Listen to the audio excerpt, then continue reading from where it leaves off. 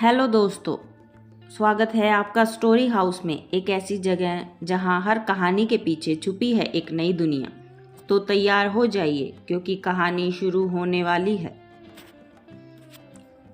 दिल्ली की झोपड़पट्टी वाली गलियों में अक्सर एक औरत दिखती थी, उलझे बाल, गंदे फटे कपड़े और पैरों में चप्पल की जगह पट्टी बांधी हुई। उसका नाम किसी को नहीं पता था। लोग उसे पगली रेखा कहकर पुकारते थे। कोई उसे चोर समझता, कोई भिखारिन और कुछ तो उससे डरते भी थे। लेकिन उस औरत की आंखें हर किसी को चुपचाप देखती थी, जैसे किसी कैमरे की तरह हर पल हर भाव रिकॉर्ड कर रही हो। वो कभी बच्चों को सड़क पार करवा देती, कभी किसी बीमार को दवाई दिलवा देती, पर बात नहीं करती, बस नजरें टिकाए रखती। कोई उसकी तारीफ करता तो कोई कहता यह सब नाटक है, कोई बड़ा खेल है। इसके पीछे सागर, एक 12 साल का बच्चा जो झुग्गियों में पकोड़े बेचता था, उससे डरता नहीं था। वह अक्सर रेखा को 2 पकोड़े दे देता और बदले में वो सब मुस्कुरा देती। सागर ने एक बार पूछा भी था, तुम बोलती क्यों नहीं? रेखा ने हल्के से सिर झुका लिया, लेकिन आंखों में कुछ जैसे कोई गहरी याद ताजा हो गई हो। एक दिन मुख्य मंडी में शोर मच गया, चोरी चोरी हो गई। एक बुजुर्ग दुकानदार के गले से हजारों रुपए चोरी हो गए थे। लोगों की भीड़ जमा हो गई और हमेशा की तरह शक की सुई उसी औरत पर। रेखा यहीं, जो हर रोज मंडी के चक्कर लगाती है, इसी की नजरें अजीब है। मैंने इसे गल्ले के पास देखा था। कहाँ से आती है, कौन है, किसी को कुछ नहीं पता। जरूर चोरी उसी ने की होगी। बिना किसी सबूत के 4-5 गुस्साए दुकानदारों ने उसे पकड़ लिया। कोई उसके बाल खींच रहा था, कोई थप्पड़ मार रहा था, कोई जूते से मारने की कोशिश कर रहा था। रेखा चुपचाप सब सह रही थी, न विरोध न चीख, बस उसकी आंखों में कुछ गहराता जा रहा था। सागर डर के मारे भीड़ से थोड़ा दूर खड़ा था, उसकी आंखें नम थी। अंकल मत मारो उसे, लेकिन उसकी आवाज भी उस शोर में दब गई। तभी मंडी में पुलिस की जीप आई। इंस्पेक्टर दिवेश तंवर, क्या तमाशा लगा रखा है? किसने चोरी की? दुकानदारों ने रेखा को घसीटते हुए आगे कर दिया। यही औरत है साहब, कोई काम नहीं करती, लेकिन हर जगह नजर आती है। जरूर यही है। रेखा अब भी कुछ नहीं बोली। दिवेश ने गुस्से में कहा, बोलती क्यों नहीं? चल थाने। पुलिस वाले उसे हथकड़ी लगाने वाले ही थे। रेखा ने अपने पुराने मैले झोले में हाथ डाला और जो निकला उसे देखकर सब हैरान रह गए। उसमें चमकता हुआ पुलिस बेस, जिसमें लिखा था असिस्टेंट कमिश्नर ऑफ पुलिस शालू चौहान। एक पल को सब कुछ थम गया। मारने वाले हाथ रुक गए। पुलिस वाले एक दूसरे की तरफ देखने लगे।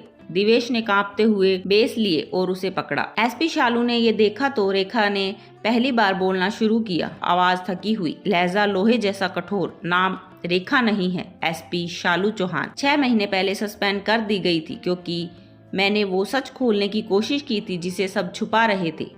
अब वक्त है कि सच सामने आए। रेखा ने अब वो एसपी शालू चौहान थी। पूरे बाजार में सन्नाटा था। पुलिस वाले अपनी जगह स्थिर खड़े थे। सागर चुपचाप खड़ा देख रहा था, जैसे अचानक उसकी आंखों के सामने कोई दूसरी दुनिया खुल गई हो।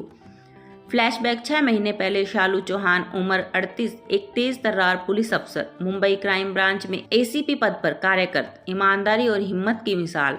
उनकी फाइलों पर कई बार लाल कलम चली, लेकिन उनकी रीढ़ कभी नहीं झुकी। उन्हें एक सीक्रेट रिपोर्ट ली। मुंबई की झुग्गियों में चल रहे एक एनजीओ के नाम पर बच्चों की तस्करी का जाल।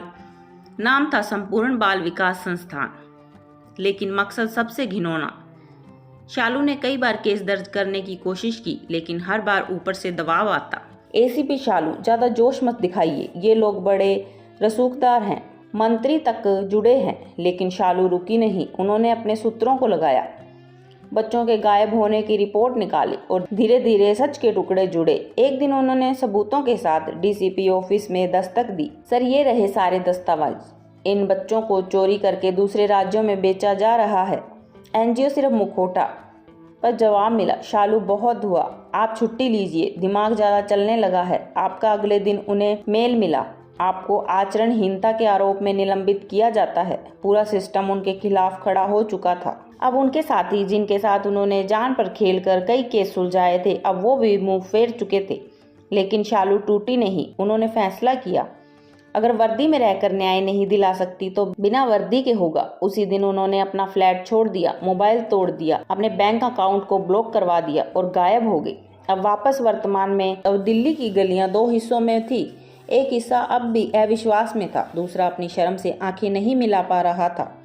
एसपी शालू ने गहरी सांस ली और सामने खड़े इंस्पेक्टर दिवेश से कहा, तुम्हें लगता है मैंने इस बाजार की धूल इसलिए खाई, यह फटे कपड़े इसलिए पहने और भूखे दिन बिताए सिर्फ दिखावा करने के लिए?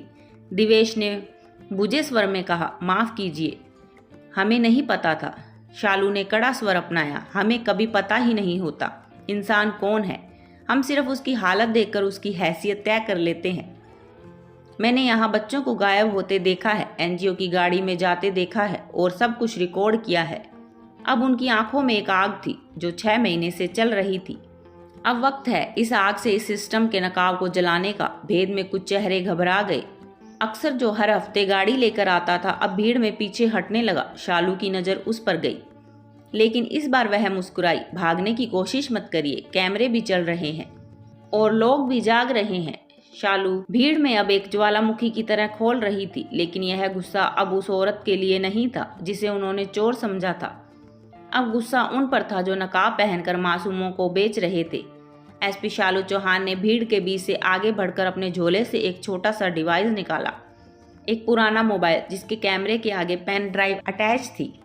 यह सिर्फ फुटेज नहीं है, यह उन मासूमों की चीखें हैं जिन्हें समाज ने अनदेखा कर दिया, जिनकी आवाज बनने की कोशिश में मुझे गद्दार कहा गया, उन्होंने कहा और मोबाइल को पास के पकोड़े वाले के टीवी से जोड़ा। भीड़ अब उस स्क्रीन पर देख रही थी गाड़ियों में बैठे रोते हुए बच्चे, रात के अंधेरे में गुम होते चेहरे, नेताएं और एनजीओ प्रमुखों की बातचीत जो बच्चों को सामान कहकर डील करते हैं। स्क्रीन पर चल रही इन फोटोज को देखकर कई लोगों के चेहरे पीले पड़ने लगे। भीड़ में खड़े एनजीओ संचालक देव जो हमेशा झुग्गियों में मासूमियत का मुखौटा पहन कर आते थे, भीड़ में खड़े एनजीओ संचालक देवांश जो हमेशा झुग्गियों में मासूमियत का मुखौटा पहनकर आते थे, अब कांपने लगे। एक आदमी चिल्लाया, यह तो वही है जो बच्चों के लिए स्कूल बनवाने का वादा करता था।